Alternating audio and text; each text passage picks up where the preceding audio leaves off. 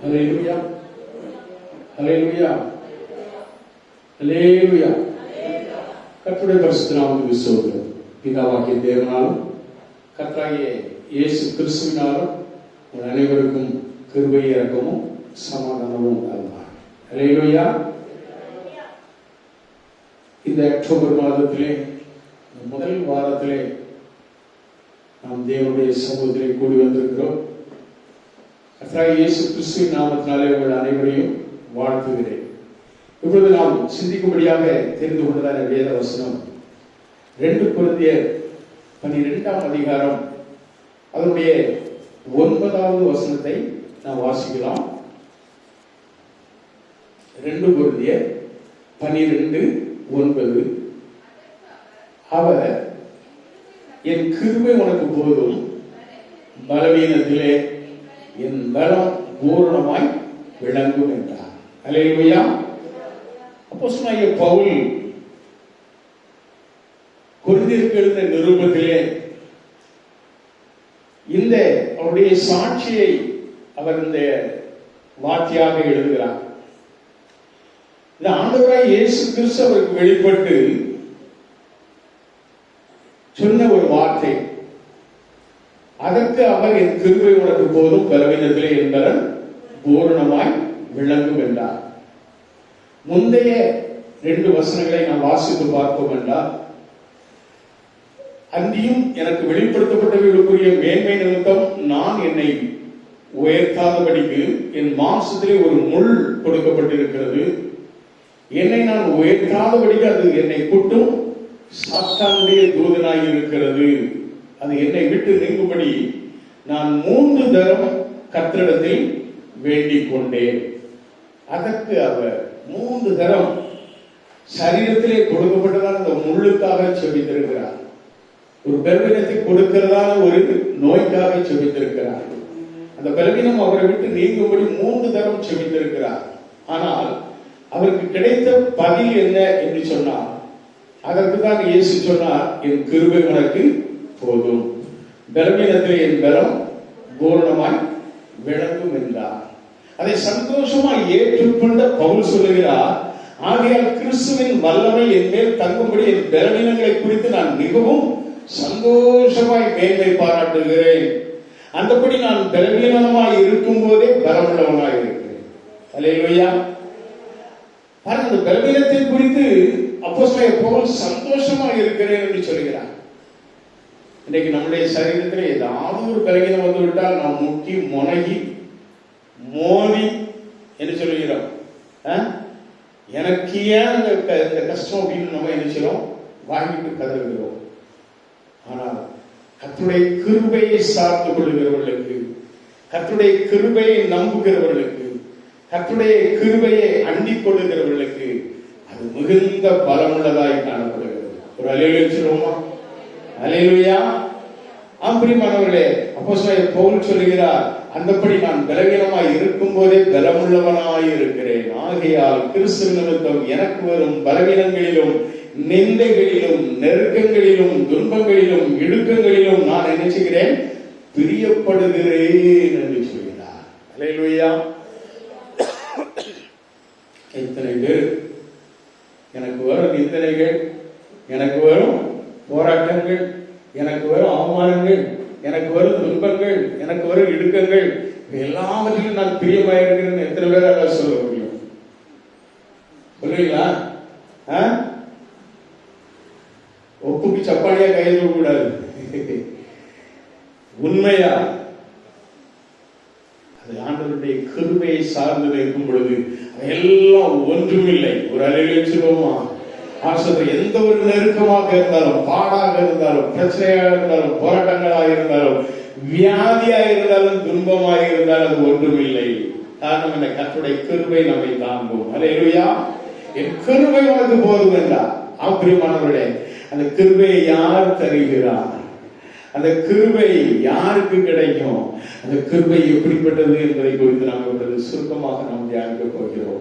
1 யோவான் 4ஆம் அதிகாரம் 10வது வசனத்திலே நாம் வாசிக்கும் பொழுது அங்கு நாம் பார்க்கிறோம், ஆண்டவராகிய இயேசு கிறிஸ்துவை பிதாவாகிய தேவன் அவர் நமக்கு கிருபாதார பலியாக தந்திருக்கிறார் என்று சொல்லப்படுகிறது. அருமையான தேவனுடைய பிள்ளைகளே, கிருபாதார பலியாக நமக்கு கொடுக்கப்பட்ட இயேசுவின் மூலமாகத்தான் நமக்கு அந்த கிருபை, நாம் ரட்சிக்கப்படும்படி நமக்கு கிடைக்கிறதான கிருபை, பலகீனத்திலிருந்து மீட்கும்படியான ஒரு கிருபை.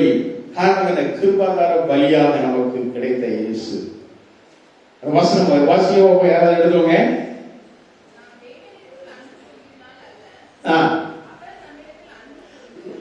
நாம் தேவனிடத்தில் அன்பு கூறுவதால் அல்ல, அவர் நம்மிடத்தில் அன்பு கூர்ந்து நம்முடைய பாவங்களை நிவர்த்தி செய்கிற கிருபாதார பலியாக தம்முடைய குமாரனை அனுப்பினதுனாலே அன்பு உண்டாயிருக்கிறது. அல்லேலூயா. நம்முடைய குமாரனை நமக்காக கிருபாதார பலியாக அனுப்பி தேவன் நம்மிடத்தில் அன்பு கூர்ந்தார். ஒரு அல்லேலூயா சொல்லுவோமா? அல்லேலூயா. அவன் சொல்ற கிருபாதார பலியாக ஆண்டவர் இயேசு நமக்காக பலியானார். காரணம் என்ன? அந்த கிருபையினாலே நம்மை ரட்சிக்கும்படியாய். Price God. அல்லேலூயா. எபேசியர் 2:8 சொல்கிறது, அவன் சொல்ற கிருபையினாலே விசுவாசத்தை கொண்டு ரட்சிக்கப்பட்டீர்கள், இது தேவனுடைய ஈவு என்று சொல்லப்படுகிறது. அல்லேலூயா சொல்லுவோமா? அல்லேலூயா. பிரியமானவர்களே, கர்த்தர் நமக்கு அப்படியாக அவன் சொல்ற அந்த வசனத்தின் மூலமாக நமக்கு தருகிறார். யாக்கோபு 4:6 சொல்லுகிறது, அவர் நமக்கு அதிகமான கிருபைகளை தருகிறார் என்று சொல்லப்படுகிறது. யாக்கோபு 4:6 என்று சொல்கிறது, அவர் நமக்கு அதிகமான கிருபைகளை தருகிறார். அதிகமான கிருபை. அந்த அதிகமான கிருபைகளை நாம் பெற்றுக்கொண்டால் அந்த கிருபை நமக்கு போதும். ஒரு அல்லேலூயா சொல்லுவோமா? அல்லேலூயா. அவன் சொல்ற அந்த கிருபை தான் நமக்கு பாவ மன்னிப்பை கொடுக்கிறது. பாவ மன்னிப்பை நமக்கு கொடுக்கிறது. கிருபை பாவத்தை நிவர்த்தியாக்கும் என்று சொல்லி நீதிமொழிகள் 16:6 சொல்கிறது. நீதிமொழிகள் 16:6 சொல்கிறது, கிருபையானது என்ன செய்யும்? பாவங்களை நிவர்த்தியாக்கும்.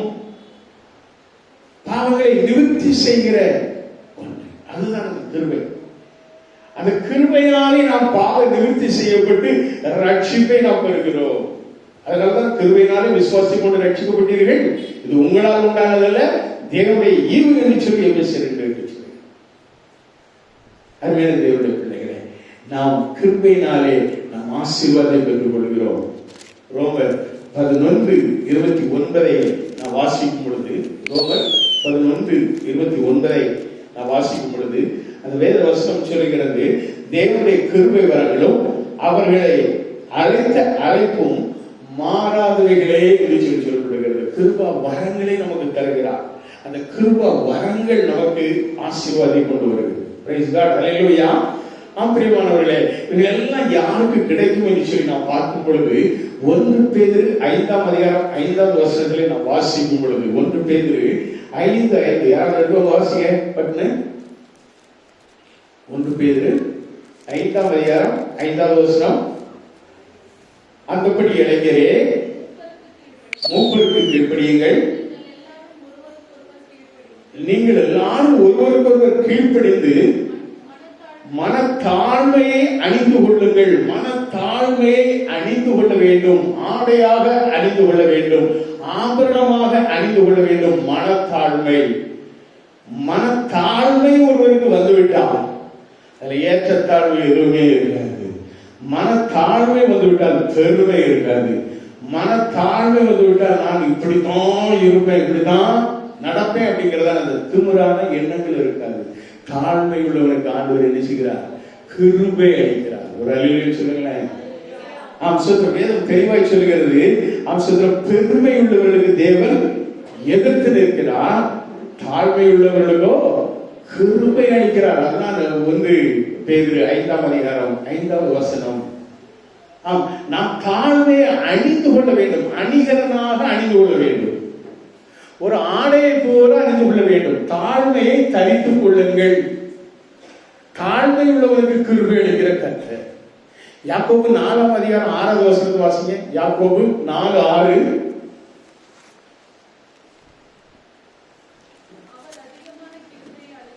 அவர் அதிகமான கிருபையை அளிக்கிறாரே, ஆதலால் தேவன் பெருமை உள்ளவர்களுக்கு எதிர்த்து நிற்கிறார். அங்கேயும் அந்த அதைத்தான் சொல்லப்படுகிறது. யாக்கோபும் அதைத்தான் சொல்கிறார். இயேசுடைய சகோதரனாய யாக்கோபு சொல்கிறார், அவர் அதிகமான கிருபைகளை தருகிறாரே, அவர் அதிகமான கிருபையை அளிக்கிறாரே, நமக்கு அளிக்கிறார், அள்ளி கொடுக்கிறார், அளிக்கிறாரே. ஆதலால் தேவன் பெருமை உள்ளவர்களுக்கு எதிர்த்து நிற்கிறார், தாழ்மை உள்ளவர்களுக்கோ கிருபையை அளிக்கிறார் என்று சொல்லி இருக்கிறதே. அதுதான் இந்த 1 பேதுரு 5:5. ஒரு அல்லேலூயா சொல்லுவோமா? அல்லேலூயா. தாழ்மை உள்ளவர்களுக்கு கிருபை. நாம் தாழ்மைப்படும் பொழுது கிருபையை நாம் பெற்றுக் கொள்கிறோம், கிருபா வரங்களை பெற்றுக் கொள்கிறோம். அந்த கிருபாதார பலியாகிய இயேசு கிறிஸ்துவுடைய ஆசீர்வாதத்தை பெற்றுக் கொள்கிறோம். அந்த கிருபாதார பலியாகிய இயேசு கிறிஸ்துவுடைய ரத்தத்தாலே கழுவப்படுகிறோம். கிருபையினாலே பாவ நிவர்த்தி அடைகிறோம். அந்த நீதிமொழிகள் 16:6 எடுத்து வாசிச்சுங்க. கிருபா 16:6 நீதிமொழிகள். கிருபையினாலும் சத்தியத்தினாலும் பாவம் நிவர்த்தியாகும். கிருபையினாலும் சத்தியத்தினாலும். சத்திய வேதம், வேத வசனம், அது உங்கள் பாவத்தை நிவர்த்தியாக்கும். கிருபையினாலும் சத்தியத்தினாலும் உங்கள் பாவம் நிவர்த்தியாகும். அல்லேலூயா சொல்லுமா? அல்லேலூயா. பிரியமானவர்களே, அதனால்தான் தாவீது சொல்லுகிறார், சங்கீதக்காரன் சொல்லுகிற 2 வசனங்களை நம்ம வாசிப்போம். 52:8 நாம் வாசிக்கும் பொழுது, சங்கீதம் 52:8,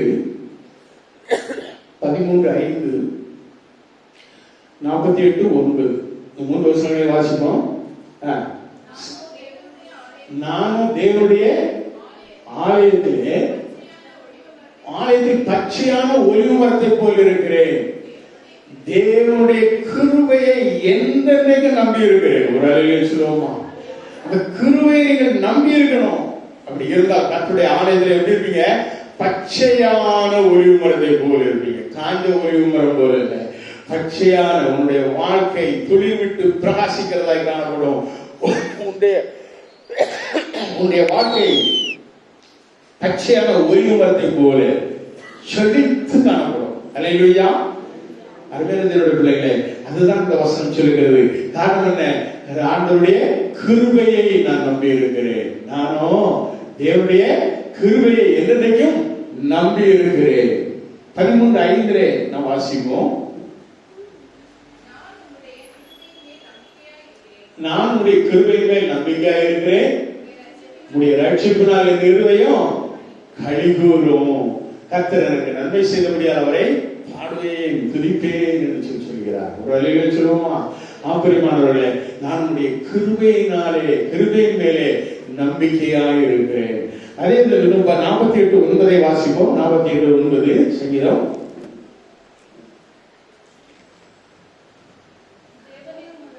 தேவனே ஒரு ஆலயத்தில் ஒரு கிருபையை சிந்தித்துக் கொண்டிருக்கிறேன். அல்லேலூயா. கிருபையை சிந்தித்துக் கொண்டிருக்கிறேன் என்று சொல்கிறார். 5ஆம் சங்கீதம் 7வது வசனத்தை வாசிப்போம். 5:7. நானும் ஒரு மிகுந்த கிருபையினாலே ஒரு ஆலயத்துக்குள் பிரவேசித்து ஒரு பரிசுத்த சந்நிதிக்கு நேரே பயபக்தியுடன் பணிந்து கொள்ளுவேன் என்று சொல்கிறார். அருமையான தேவனுடைய பிள்ளைகளை, கிருபையினாலே, இந்த கிருபை பெற்றவங்க தான் தேவ சமூகத்திலே காணப்படுவார்கள். அல்லேலூயா. இந்த கிருபை பெறாதவங்க தேவனுடைய சமூகத்துக்கு நீங்க என்னத்தை வெத்தலவாக்கு வச்சு அழைச்சாலும் வர மாட்டாங்க. ஆனால் கிருபை பெற்றவர்கள் தேவ சமூகத்தில் பயபக்தியோடு வந்து அவரை ஆராதித்து பணிந்து கொள்வார்கள். அல்லேலூயா. இது எப்படிப்பட்ட கிருபை? சங்கீதம் 117:2 நாம் வாசிக்கும் பொழுது, சங்கீதம் 117:2, அவர் நம்மேல் வைத்த கிருபை பெரியது. அல்லேலூயா. அவர் நம்மேல் வைத்த கிருபை பெரியது.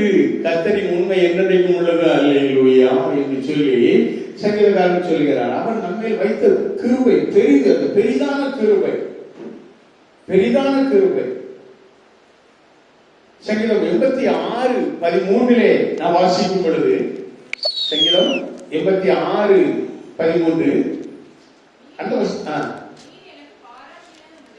நீர் எனக்கு பாராட்டின உம்முடைய கிருபை பெரியது. அல்லேலூயா. அருமையான தேவனுடைய பிள்ளையே, கர்த்தர் நம்மை பாராட்டின கிருபை பெரியது.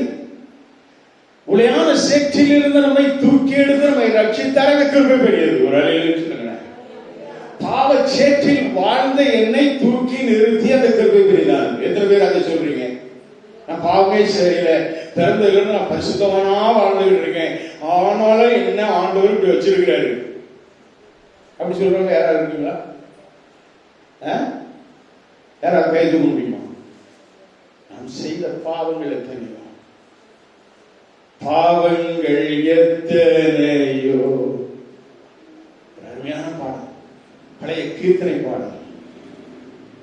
அவ்வளவு பாவத்தையும் தம்முடைய முதுகு பின்னாலே எரிந்து விட்டார், அவ்வளவு பாவங்களையும் கடலின் ஆழத்திலே போட்டு விட்டார். அவருடைய கிருபை பெரிதா இல்லையா? சொல்லுங்களேன். அல்லேலூயா. வாய் திறந்து சொல்லுங்க. அவருடைய கிருபை பெரிதான கிருபை. அவர் நம்மை பாராட்டின கிருபை பெரியது. இரண்டாவது பார்ப்போம், சங்கீதம் 36:7 எழுதுவாசிங்க. சங்கீதம் 36:7.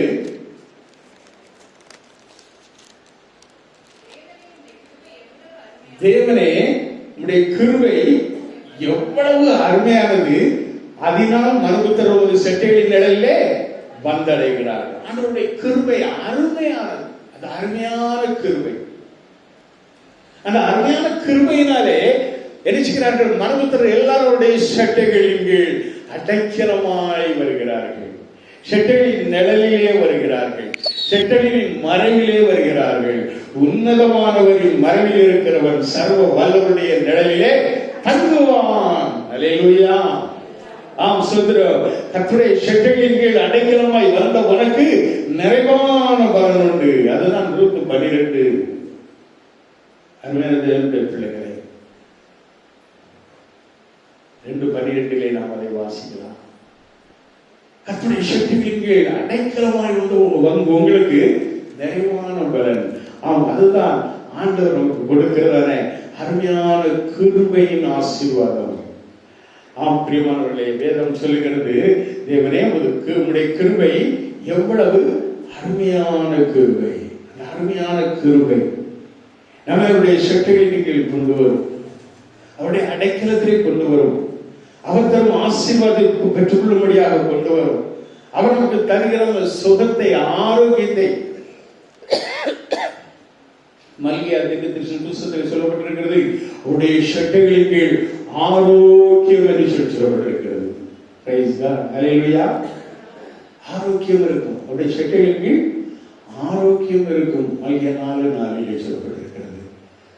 பிரியமானவர்களே, அந்த செட்டைகளின் கீழ், சுதந்திரமான கிருபையின் செட்டைகளின் கீழ் நாம் ஓடி வந்து அடைக்கலம் பெறும் பொழுது நமக்கு ஆண்டவர் ரட்சிப்பை தருகிறார், மீட்பை தருகிறார், சமாதானத்தை தருகிறார், சந்தோஷத்தை தருகிறார், மன மகிழ்ச்சியின் ஆரோக்கியத்தை நமக்கு தருகிறார். ஒரு அல்லேலூயா சொல்லுவோமா? அல்லேலூயா. பிரியமானவர்களே, சுதந்திரம். அடுத்ததாக நாம் பார்ப்போம், பெரிதான கிருபை எப்படிப்பட்டது என்று நாம் சிந்தித்து கொண்டு இருக்கிறோம்.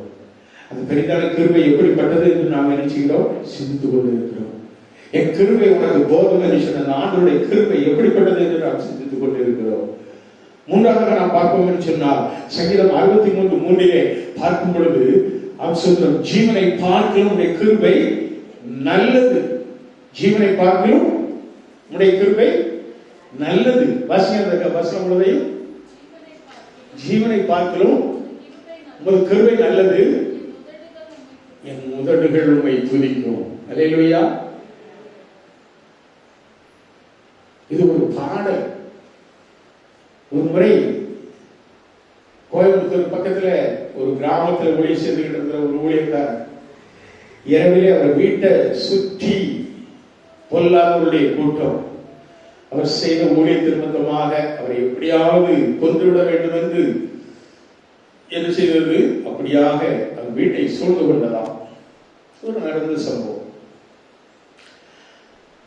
அதை அந்த வெளியிலே ஏற்பட்ட சந்தடியை கண்ட பொழுது, ஜன்னல் வழியாக பார்த்த பொழுது, அவர்கள் எல்லாரும் ஆயுதங்களோடு ஆயத்தமாக வந்திருக்கிறார்கள் என்று உணவு அம்சுந்தரம் அவர் அந்த பாடலை, அந்த கிருபையை, அந்த சங்கீதம் 63:3 அதுவே உடைய கிருபை ஜீவனை பார்த்து உடைய கிருபை நல்லது. ஒருவேளை உடைய கிருபை என்னை என்ன செய்யும்? காப்பாற்றும்.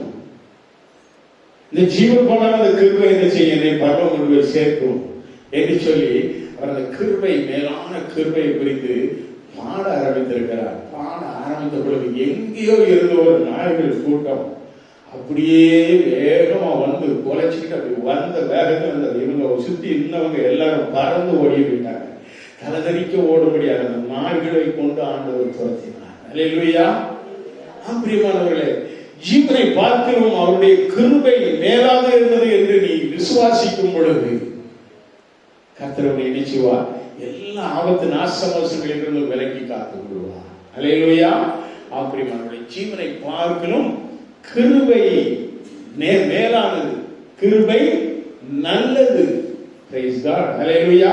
அடுத்ததாக நான் பார்க்கும் பொழுது அம்சத்தில் 4வதாக சங்கீதம் 32:10 நான் வாசிக்கும் பொழுது, சங்கீதம் 32:10 நான் வாசிக்கும் பொழுது அந்த வேத வசனம் இப்படியாக சொல்லுகிறது. அம்சோதரம், துன்மார்க்கனுக்கு அநேக வேதனைகள் உண்டு, கர்த்தரை நம்பி இருக்கிறவரையோ கிருபை சூழ்ந்து கொள்ளும். அல்லேலூயா. கர்த்தரை நம்பி இருக்கிறவரையோ கிருபை சூழ்ந்து கொள்ளும். துன்மார்க்கர் அநேக வேதனையினாலே சஞ்சலப்படுவார்கள். துன்மார்க்கர் மற்றவர்களுக்கு தீங்கிழைக்க நினைப்பார்கள். துன்மார்க்கர் மற்றவர்களை என்ன செய்வார்கள்? அவர்கள் கொலை செய்யும்படியாக, இல்லைனால் தாக்கும்படியாக அவர்களுடைய எண்ணங்கள் இருக்கும். ஆனால் அவங்களுக்கு வேதனை உண்டு என்று சொல்லி சொல்லுகிறது. துன்மார்க்கமான ஜீவித்து விட்டு கர்த்தரை நம்பினால், கர்த்தரை நம்பி இருக்கிறவரையோ கிருபை சூழ்ந்து கொள்ளும். உன்னை எல்லா ஆபத்துகளிலிருந்தும் பாதுகாப்பார், எல்லா சிறையிருப்புகளிலிருந்து விடுவிப்பார், எல்லா விதமான பொல்லாப்புகளிலிருந்து உன்னை விடுவிப்பார். அல்லேலூயா. அம்சத்திர கிருபை, உன்னை சூழ்ந்து கொள்ளும் கிருபை, உன்னை சூழ்ந்து கொண்டு உன்னை பாதுகாக்கும் கிருபை, எல்லா தொற்றுகளுக்கும், வைரஸ்களுக்கும், நோய்களுக்கும் விலக்கி பாதுகாக்கும் கிருபை, உன்னுடைய பலவீனத்திலே பூர்ணமாய் பரிபூர்ணமாய் விளங்கும் கிருபை. என் கிருபை உனக்கு போதும், பலவீனத்திலே என் பலன் பூர்ணமாய் விளங்கும் என்று சொன்ன கிருபை, அது உன்னை சூழ்ந்து கொள்ளும் கிருபை. காலை வேளையிலே உன்னை சூழ்ந்து கொள்ளும். ஒரு அறையில் வச்சிருவோமா? அதிகாலையே கர்த்தரை தேடினால் அந்த கிருபை உன்னை சூழ்ந்து கொள்ளும். Praise God. அல்லேலூயா. புலம்பல் 3:22 சொல்கிறது, நாம் நிர்மூலமாக இருக்கிறது கர்த்தருடைய கிருபை, அது காக்கும் கிருபை. அல்லேலூயா. 5வது நான் பார்ப்பது காக்கும் கிருபை. நாம் நிர்மூலமாகாமல் எத்தனை பொல்லாப்புகள் வந்தாலும், எத்தனை எதிர்ப்புகள் வந்தாலும், எத்தனை ஏளனங்கள் வந்தாலும், எத்தனை போராட்டங்கள் வந்தாலும், எத்தனை தொற்றுகள் வந்தாலும், எத்தனை விதமான ஆபத்து நாசமோசங்கள் வந்தாலும், ஒரு பக்கத்தில் 1000 பேர், ஒரு வலது பக்கத்தில் 10,000 பேர் விழுந்தாலும் அது உன்னை அணுகாது என்று சொல்கிறது கிருபை. நீ நிர்மூலமாகாது இருப்பது கர்த்தருடைய கிருபையே வேதம் சொல்லுகிறது. இன்று வரை ஆண்டவர் தாங்கினார். 9 மாதங்கள் எத்தனை பேர் உலகத்தை விட்டு போய்விட்டார்கள்? தெரிந்தவர்கள், நண்பர்கள், எத்தனை உற்றார் உறவினர்கள், எத்தனை பேர் இறந்திருக்கிறார்கள். கர்த்தர் நம்மை காத்தாரே. நாம் நிர்மூலமாக இருக்கிறது கர்த்தருடைய கிருபை. எத்தனை பேர் விசுவாசிக்கிறீங்க? அல்லேலூயா. அல்லேலூயா. பிரியமானவர்களே, அந்த கிருபை நம்மை விட்டு விலகாது. அது விலகாத கிருபை. ஏசாயா 54:10 சொல்லுகிறது, மலைகள் விலகினாலும்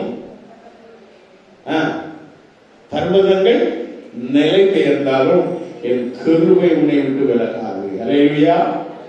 அல்லேலூயா. மலையே விலகி போனாலும் சரி, பர்வதங்கள் நிலை பெயர்ந்து போனாலும் சரி, என் கிருபை உன்னை விட்டு விலகாது என்று சொல்லி கர்த்தர் சொல்கிறார். சேனைகளில் கர்த்தர் சொல்கிறார். ஒரு அறிவு சொல்லுமா? இந்த வசனம் முழுவதும் வாசிப்போம். அம்சோத்திரம், மலைகள் விலகினாலும் பர்வதங்கள் நிலைபெயர்ந்தாலும் என் கிருபை உன்னை விட்டு விலகாமலும் என் சமாதானத்தின் உடன்படிக்கை நிலை பெயராமல் இருக்கும் என்று உன்னை மனதுருகிற கர்த்தர் சொல்கிறார். ஒரு அறிவு சொல்லுமா? பிரியமானவர்களே, அவர் உண்மையில் மனதுருகிற ஆண்டவர். கிருபை உன்னை விட்டு விலக்கவே மாட்டார். நீ எப்பொழுது ஆண்டவராய் இயேசு கிறிஸ்துவை நம்புகிறாயோ, எப்பொழுது ஆண்டவராய் இயேசு கிறிஸ்துவே உன்னுடைய ரத்தத்தாலே நீ கழுவும் என்று சொல்லி அந்த ரத்தத்தினாலே நீ கழுவப்படுகிறாயோ, எப்பொழுது அந்த கிருபையை நீ சார்ந்து கொள்கிறாயோ, அந்த கிருபை உன்னை விட்டு விலகாது, உன்னை காக்கும், உன்னை எந்தெங்கும் காக்கும். மலை விலகினாலும் சரி, பர்வதங்கள் நிலைமை இருந்தாலும் சரி, சுதந்திரம் அவருடைய சமாதானத்தையும் உடன்படிக்கையும் ஆண்டவருடைய கிருபையும் உன்னை விட்டு நிலை பெயராதபடி உன்னை காக்கும். ஒரு அலையில சொல்லுமா பிரியமானவர்களே, விலகாத கிருபையை ஆண்டவர் நமக்கு தருகிறார். சுதந்திரம் அடுத்ததாக ஒரே ஒரு வசனத்தை நம்ம வாசிப்போம். சுதந்திரம் ஹல்லேலூயா 2 நாளாகவும் 6:14 சொல்கிறது, அவர் கிருபையை காக்கிறவர், எந்தன்னைக்கும் கிருபையை காக்கிறவர் என்று சொல்லப்படுகிறது. ஆண்டவர் நமக்கு கொடுத்த உடன்படிக்கை, ஆண்டவர் நம்மோடு கூட சொன்ன வாக்குத்தத்தம், ஆண்டவர் நமக்கு கொடுத்திருக்கிற அந்த வாக்கு, இந்த வாக்கிலிருந்து அவருடைய கிருபை ஒரு நாளும் விலகாது. ஒரு அலையில் சொல்லுவோமா, அந்த வாக்கின்படி சுத்திரத்தை விலகாத இந்த காக்கிற கிருபையின்படி என் கிருபை வழக்கு போதும், பலவீனத்திலே என் பலன் பூர்ணமாய் விளங்கும் என்று சொன்ன அந்த இயேசு கிறிஸ்துடைய வார்த்தை, அது காக்கிற கிருபை என்றென்று நம்மை காக்கும். எல்லா விதமான பொல்லாப்புகளில் இருந்து நம்மை காக்கும். என்றென்று நம்மை வழிநடத்துகிற கர்த்தர் அவர் சொல்றோம். ஒரே நாம் ரோமர் 3ஆம் அதிகாரம் 24வது வசனத்தை நாம் வாசிப்போம். ரோமர் 3:24. ரோமர் 3:24 இலவசமாய் உடைய கிருபையினாலே கிறிஸ்து இயேசுவில் உள்ள மீட்பை கொண்டு நீதிமான்களாக்கப்படுகிறார்கள். அல்லேலூயா. இந்த இலவசமாய் உடைய கிருபையினாலே நாம் ரட்சிக்கப்பட்டோம். இலவசமாய் இந்த கிருபையினாலே நாம் மீட்கப்படுகிறோம். அந்த இலவசமாய் இயேசு கிறிஸ்துவில் உள்ள அந்த மீட்பை கொண்டு நாம் நீதிமான்களாக்கப்படுகிறோம். அருமையான தேவனுடைய பிள்ளைகளே, கர்த்தர் என்றைக்கும் சொல்றோம். அதனால்தான் எபேசியர் 3:7-8 சொல்றோம். அப்போஸ்தலனாகிய பவுல் சொல்கிறார், சொல்றோம் ஹல்லேலூயா, glory to God. எபேசியர் 3:7-8 தேவனுடைய பலத்தை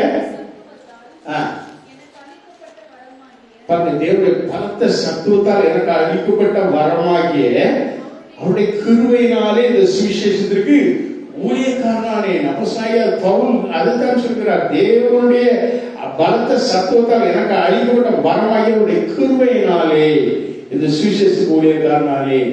8வது வசனம் சொல்கிறது, பரிசுத்தவான்கள் எல்லாரும் சிறுவனாகிய நான் கிறிஸ்துவுடைய அளவற்ற ஐஸ்வர்யத்தை பிரச்சாரத்திற்கு சுவிசேஷமாக அறிவிப்பதற்காக இந்த கிருபை எனக்கு அளிக்கப்பட்டிருக்கிறது. அந்த கிருபையினாலே ஊழியக்காரனானே, அந்த கிருபை எனக்கு அளிக்கப்பட்டிருக்கிறது. அந்த ஒரு விசுவாசம் தான் ஊழியக்காரனுக்கு தேவன் கொடுத்திருக்கிறதான காரியம்.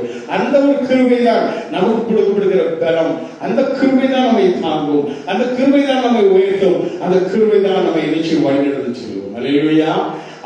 சோதரம் பிரியமானவர்களே, இறுதியாக ஒரே ஒரு வசனம், சங்கீதம் 23:6 நாம் வாசிக்கும் பொழுது அந்த வேத வசனம் சங்கீதக்காரன் இப்படியாக சொல்கிறார், என் ஜீவனுள்ள நாளெல்லாம் நன்மையின் கிருபை என்னை தொடரும். ஒரு அலையிலே சொல்லுவோமா, அந்த கிருபை உன்னை தொடரும், நன்மையின் கிருபை உன்னை தொடரும். நீ இந்த பூமியிலே வாழுகிற நாளெல்லாம் நன்மை கிருபை உன்னை தொடரும்.